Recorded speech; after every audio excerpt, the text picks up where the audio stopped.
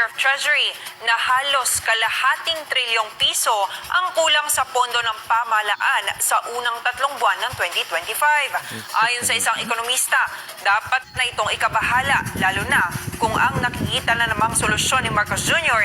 ay panibagong utang ng gobyerno. Si Carla Abellana na magbabalita.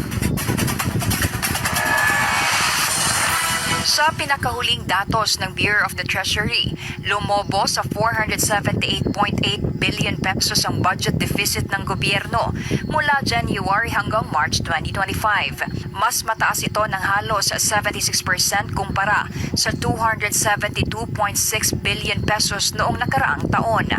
Sa unang quarter pa lang ng taon, gumastos na ang Administrasyong Marcos Jr.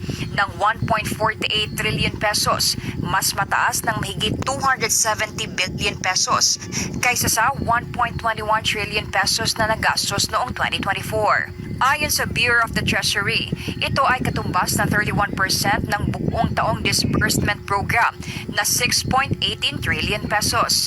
Bagamat sinabi ng Bureau of the Treasury na makokontrol ang fiscal deficit sa target na 1.5 trillion pesos ngayong taon.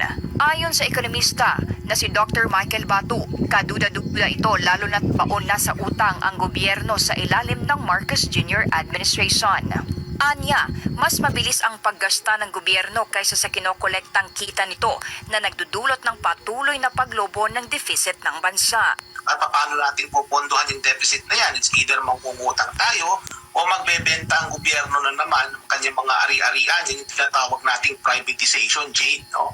So, ang concern talaga dito is yung sustainability ng ganitong klaseng pulisiya kasi taon-taon na lang tayong budget deficit. Ayon pa kay Dr. Batu, tila walang katapusan ang pangungutang ng gobyerno at ito'y dulot ng mahinang tax collection at kulang na kita ng bansa.